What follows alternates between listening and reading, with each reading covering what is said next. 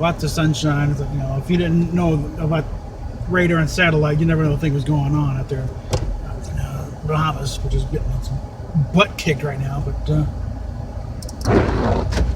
right now, Hurricane Dorian is just sort of puttering along. It's starting to bend a little, trying to get, you know, I think it's hooked up. It's snagged on the Bahamas right now. Once it lets loose, it should be going straight up north pretty quick. I got a feeling it's going to be a little further, you know, off the coast than even the trackers are saying right now. So, just because I think the way it's bending there. So I think the most we'll get out here is, in fact, the prediction tonight by Wednesday is going to be like 60-mile-an-hour winds and rain, which all things considered ain't that bad. So, you know, it might knock some power out, but it's like, hey, I'm in a car. You know, I only got to worry about power of wherever I'm going to. So I think we got options, okay? And again, I still got a full tank of gas, so things go weird, I can get out of town as long as the roads are clear. So, now, various subjects seem to be. Some little twit, Rachel Leishman at the Mary Sue. He's got something up, but some other idiot had come up with resources thing. But it's time to change the origin of She-Hulk. Like, what? And again, the comment section on that thing alone just said, "You're an idiot. This is the stupidest article I've ever read in my life." I'm trying to, you know, let me put it this way: folks are getting rather irritated of just arbitrarily coming up with, you know, a female replacement over here, a Batwoman. You know, bringing in Carol Danvers, just stomp all over Marvel, like 3 or 4 different versions of Captain Marvel, before we finally get to Carol as taking the title of Captain Marvel. And there apparently somebody's actually thinking about bringing in Riri Williams, you know, doing the Ironheart storyline, which went over like a lead balloon. So, you know, they're using the excuse, it was in the comics. Yeah, and those comics sucked. Don't follow their example to your death. It's not a freaking, you know, suicide pact with the comics. Okay? Where they screw up. Don't follow them. You're not bound to them if they're bad storylines.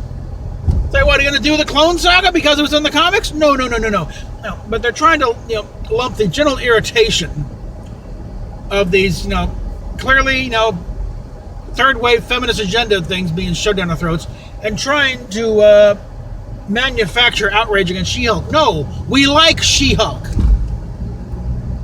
She-Hulk is a very beloved character, mostly thanks to the run that John Byrne did with her, between his time with the Fantastic Four when she was standing for the Thing, and then in her solo title.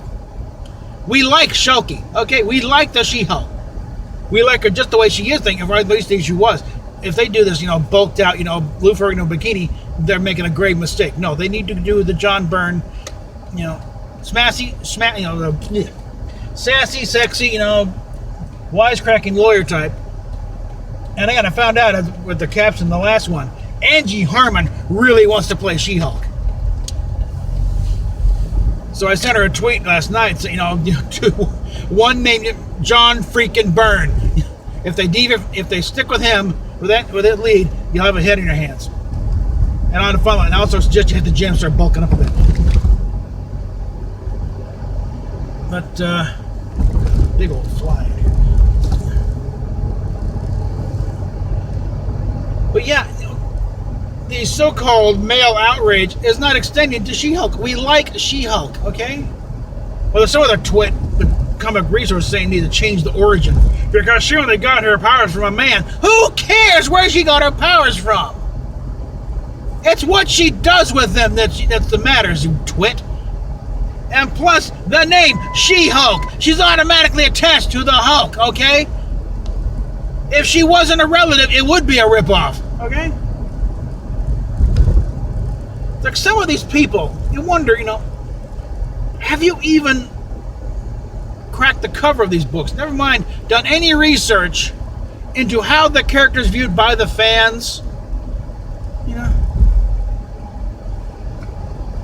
I swear to God, even the people, you know, need to slap them upside the head with an omnibus of the Thor or something. Please. The only concern we have about doing the She-Hulk is that they're going to screw it up. Because I have shown a tendency to do that of late, of taking perfectly good concepts and totally making a hash of them. So, yeah. Well, I'm not saying hire John Byrne as a writer, because he would be the first one to tell you writing comics and writing, movies and TVs are totally different, scenario, totally different skill sets. I think they're very closely related, but I'm not going to argue with him. But I think he needs to at least be in as a consultant, because a large part of what made She-Hulk as popular as she is was set up by him. So at least listen to him as far, taking some notes about what her personality is like or what it should be. Because what I've seen lately, it's like, no, don't. And because then it really is just a female, it's a Hulk with tits. We don't want that, okay?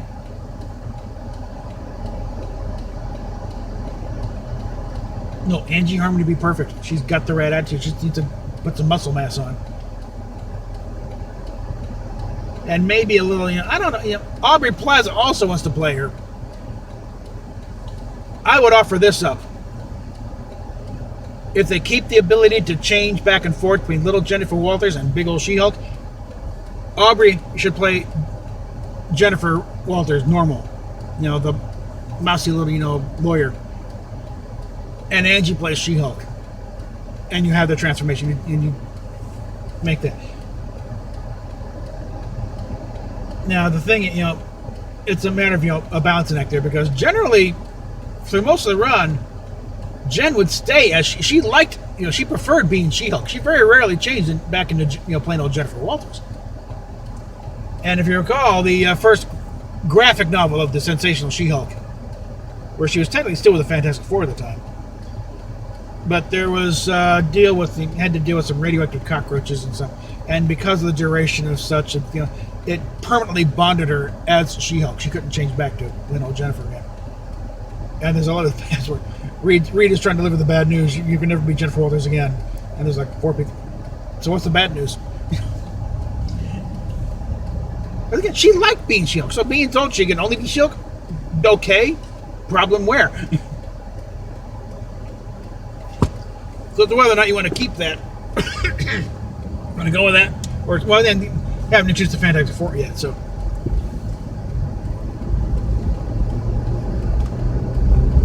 But yeah, it's just, you keep the attitude. And Aubrey Plaza can also do the attitude, okay?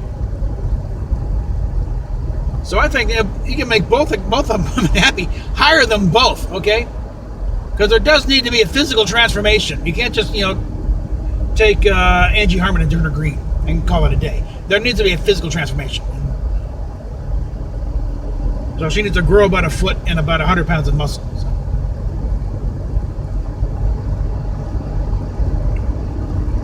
But we need to, really need to slap back at these idiots who call themselves, journalists who delve into these things and don't know what the hell they're talking about. Because trying to, there's outrage, what's next? No, She-Hulk is a pre-existing character, okay? No one's complaining about She-Hulk. Yeah. Stuff like Lady Deadpool, female Thor, that's where the gripes are coming in, because that is just pandering. Then you're just going for the woke audience, whether they want it or not, and they don't. That's part of the problem. Because they're going for an audience that doesn't exist. These are people you're trying to get to read that don't read comics in the first place. They're not going to read comics, and you're driving away your existing fan base. And this goes beyond comics. It goes to every freaking entertainment franchise that has been polluted by these morons. You're going after people who don't care and not going to join in, and you're pissing off the ones that do. Now, there are small steps in trying to correct this. Ghostbusters 3, I'm going to call it that, because that's what it really is. They're doing a proper sequel, getting as much of the band back together as they can. Cobra Kai is a perfect example. You do a proper sequel. And I think they're trying to right the boat with those Star Wars. I think right now, it's like the movies are a lost cause, so they're putting their energy into the TV shows. because that part is being run by actual fans. Jon Favreau and Dave Filoni. Filoni's got a track record with Clone Wars and also with Rebels. He knows what he's doing, okay? He knows how to run a Star Wars thing. He knows the universe backwards and forwards. He concocted a lot of it. In fact, don't be surprised if at some point the Mandalorian, Ahsoka Tano, makes a live-action premiere appearance there. I'm still saying Ashley Eckstein should get rights of first refusal.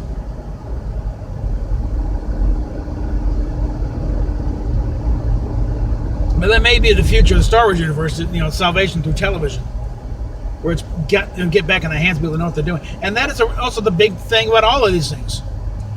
For the most part, Kevin Feige knew what he was doing, and the Marvel Universe has done very well. I like to think that the stuff being mandated now is coming from other sources. A few people hire, we need to push this, we need more female things. Okay, fine. He's being overruled and told to play along.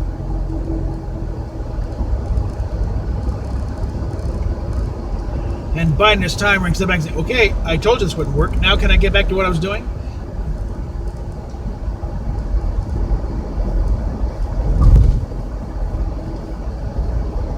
And I think maybe think the fact they're pushing TV shows now for these things may also be in the direction of, movies are supposed to be events, okay? Comics are a long form, most superheroes are a long form story form. That's why they lend themselves better to TV shows than to movies. That way, it took a good 10 years to set up Infinity War. In the comics, it took many years to get these things, just so you could do something like that and have these big events. Because the Infinity Gauntlet was a major event. It was like a 6-issue miniseries.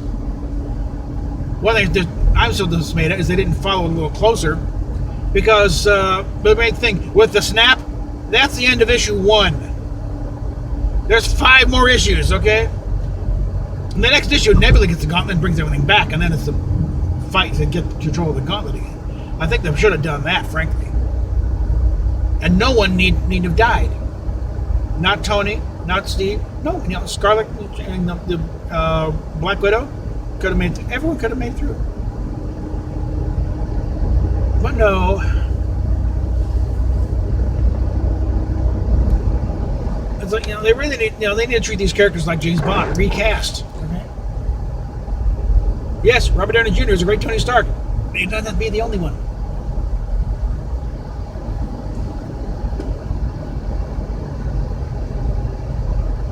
But that's probably the big, thing of it. It's like people who don't know anything about comics or comic book fans need to shut the hell up. And the people running these things need to be people who know what the hell they're doing. I am sick and tired of accountants and lawyers being put in charge of creative properties when they haven't got a creative bone in their whole freaking body and don't understand the creative process. I'm talking to you, Tom Rothman. You have no clue what you're doing. I don't care how long your resume is at Fox and Sony. Most of these movies have succeeded in spite of you, okay?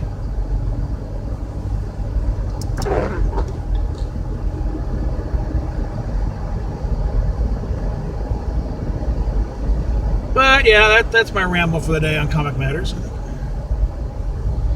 Now I'm going to find me some food and find some place that's still open around here that I can set up and get this thing going. Want to mail something down here, assuming the mailbox is going to be still standing in the next few days. Captain Robert April 4046 North Goldenrod Road, number 115, Winter Park, Florida 32792. PayPal, Patreon, etc. down below. I think I'm going for Chick-fil-A. What the hell? And we will talk at you later. Spider-Man, Spider-Man, friendly neighborhood.